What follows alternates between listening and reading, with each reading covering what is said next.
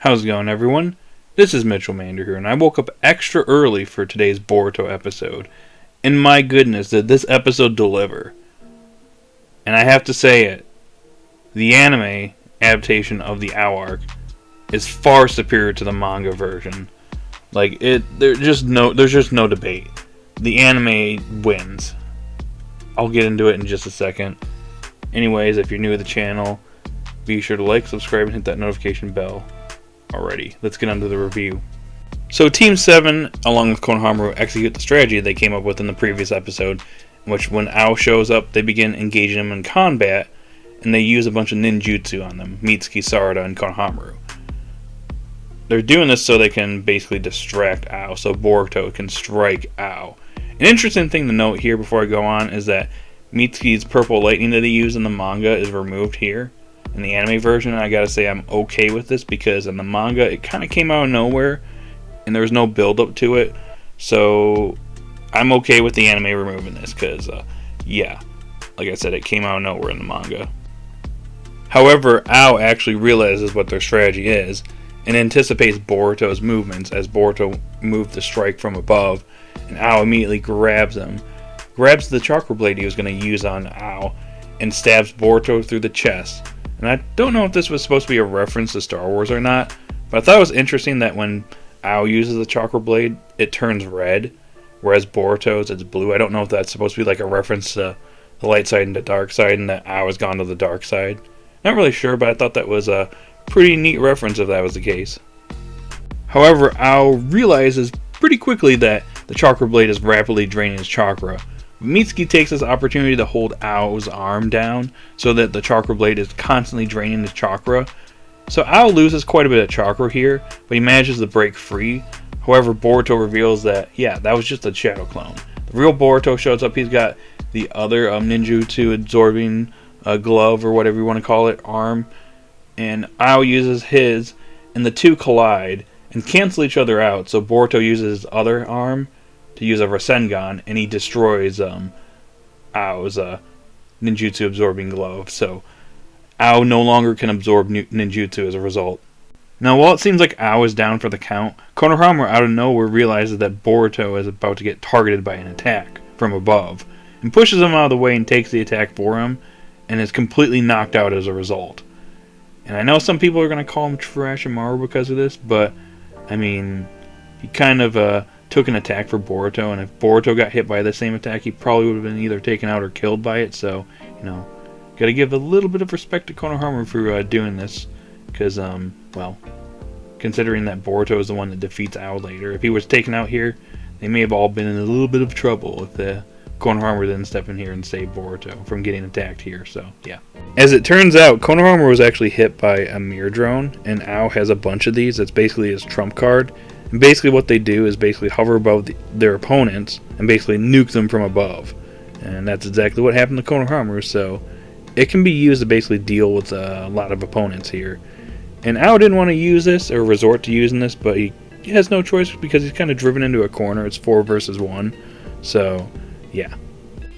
So before they continue fighting, Boruto and OW have a pretty interesting conversation, which Boruto questions why OW chooses to live as a tool for Kara instead of continuing to live as a shinobi. OW explains that as a shinobi, I died that day during the 4th Great Ninja War when the nuke hit the headquarters. And I basically was reborn as a tool from Kara, and I gained new powers. OW then tells Boruto, hey, you want to know why Mujino died? It's because he lacked power. Not everybody's like your father, in which they just get super strong. Everybody has their limits. But with this new technology, we can gain new power. So that's why I chose to live as a tool, so I can gain power. The battle resumes for a little bit as Boruto uses paper bombs to take out some of the drones and uses water style.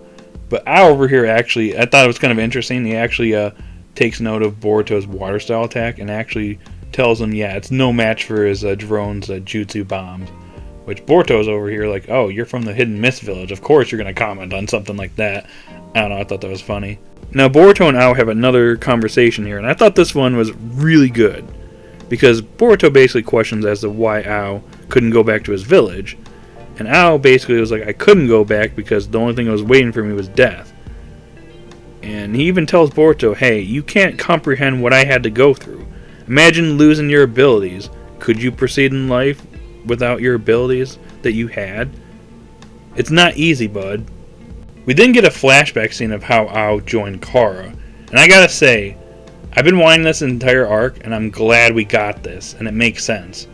So after his rehabilitation with Katasuke, Victor actually approaches Ao and is the one that basically armed him with his scientific ninja tools in his body. And it's thanks to Victor that Ao became the person he is today, so yeah.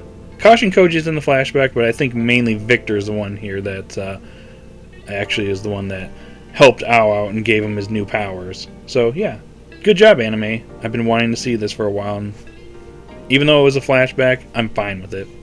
The fight resumes, and Boruto has a bunch of shadow clones that attack Ao, and then seemingly the real Boruto gets caught by Ao and is in a chokehold, as this Boruto has the shinobi gauntlet, or the ninja tool that Katasuke had that absorbed ninjutsu. So Ao over here is like, yeah, you're the real deal. And he takes out his chakra blade that he had that stabbed Mujino through the chest, and is holding it up to Boruto's neck and is like, yeah, remember back on the Thunder Train when I had the screwdriver to your neck?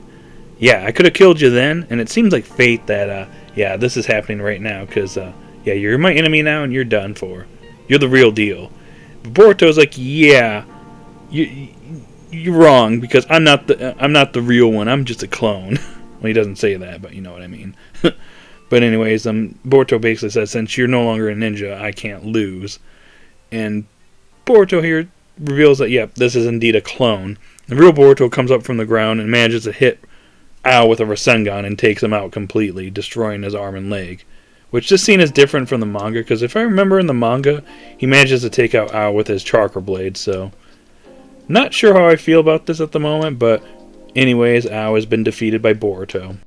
So Boruto takes out a screwdriver and is seemingly about to kill Ao, and Ao even over here is like, do it, avenge Mujino. And Boruto at the last second decides to show mercy, which Ao takes note of. And he has a bit of a talk no jutsu speech for Ao, which seems to affect Ao because he basically tells Ao to continue living and not live as a tool. You know, take use of the limbs that Dr. Katasuke gave him and continue living. And as Ao realizes hey, maybe I'm wrong.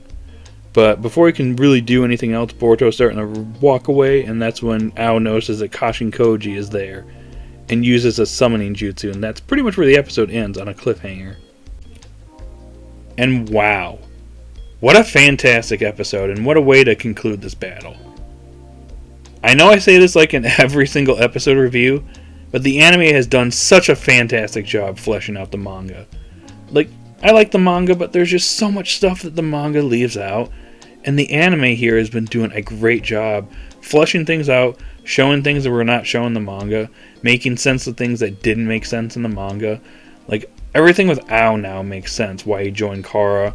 How he survived the 4th Great Shinobi War is a bit iffy still, but I kind of accept it now at this point. He survived by sheer luck. But I just like how things have been handled. I like Ao's philosophy, and it started with episode 178 where he talked about how, hey, as a human, as a shinobi, I realize that we have limitations and we can't, exceed those limitations. And in this episode, he's like, well, we have limitations, but with Kara and with this new technology, we can gain new power and surpass our limitations. And you get to see Ao's, his new philosophy here, and why he's become the person he is now, and why he considers himself a tool. Because he's a tool for Kara, because Kara is basically empowering him. So I like the fact that this was emphasized in this episode, and like I said, it comes full circle from episode 178 when I was reintroduced in the series. So, phenomenal job, anime. Great job. Alrighty guys, that's all I got for this review. So there's not really much that I had an issue with, but I do wish that Boruto uses Chakra Blade to finish off Ao and then use Rasengan. That's probably about it. So I'm going to give this episode a solid 9.5 out of 10. One of the best episodes of Boruto to date. Anyways, guys, what did you think of this episode? Did you love it? Did you hate it? Post your thoughts in the comment section down below. Be sure to like and subscribe, and hit that notification bell if you're new to the channel. I'll see you all later, and you have a great day or night where you're at, and peace.